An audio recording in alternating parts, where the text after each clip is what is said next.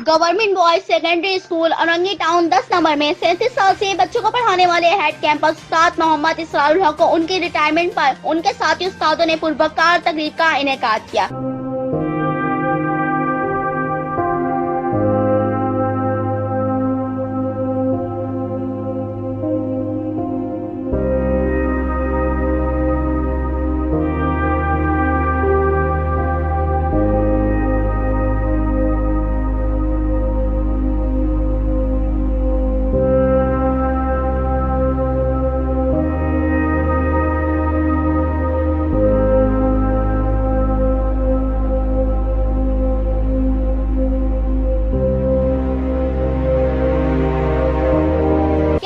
परवेज के साथ निहाल अब्बासी, राज न्यूज, कराची।